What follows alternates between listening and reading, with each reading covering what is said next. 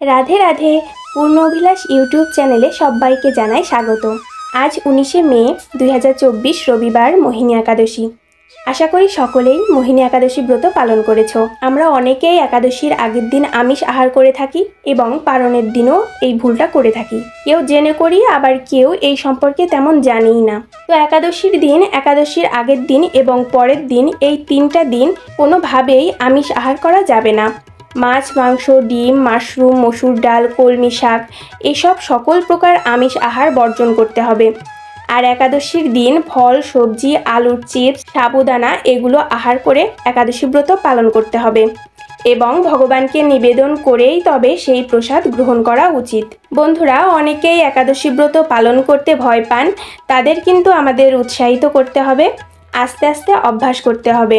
যে ব্যক্তি এই দিনে সকাল সকাল উঠে স্নান সেরে তুলসী মহারানীর চরণে জল দান করেন, তিনি কিন্তু বৈকুণ্ঠ ধাম প্রাপ্ত করতে পারেন।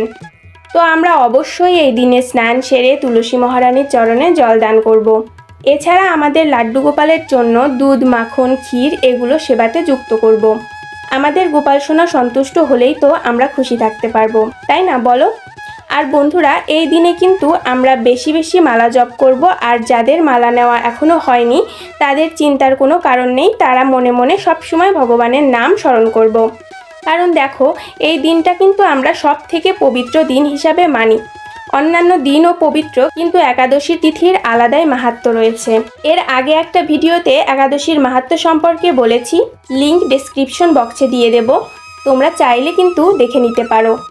দেখো বন্ধুরা, গোপাল সোনাকে তো আমরা 3বার সেবা দিয়ে থাকি। তো এই দিনে 3বার তার সেবাতে যে ফল মূল দিই সেগুলোই কিন্তু আমরা প্রসাদ হিসাবে আহার করতে পারি।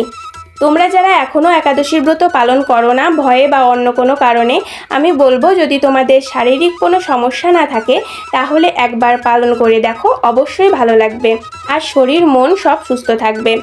বন্ধুরা, তোমরা যদি বলো দিদি ভাই তুমি কি ছোটবেলা থেকে একাদশী ব্রত পালন করো? না বন্ধুরা, আমি কিন্তু ছোটবেলা থেকে একাদশী ব্রত পালন করিনি, কারণ সেভাবে আমার পরিবার থেকে কিন্তু আমাকে বলা হয়নি একাদশী কি, একাদশী ব্রত কেন পালন করব। তো যখন থেকে আমি বুঝতে শিখলাম তখন থেকেই কিন্তু শুরু করেছি। আগে থেকে যদি ছোটদেরও এই সম্পর্কে আমরা বোঝাতে পারি তাহলে কিন্তু তারাও ইন্সপায়ার হবে এবং ভগবানের প্রতি তাদের একটা টান তৈরি হবে। তো বন্ধুরা, আশা করি মোহিনী একাদশী সকলের অনেক ভালো কাটবে এবং তোমরা আমাকে আশীর্বাদ করবে যেন আমি নিজেকে সম্পূর্ণভাবে ভগবানের চরণে সঁপে দিতে পারি। দেখা হবে অন্য কোনো ভিডিওতে, ততক্ষণ সবাই অনেক ভালো থেকো, সুস্থ থেকো।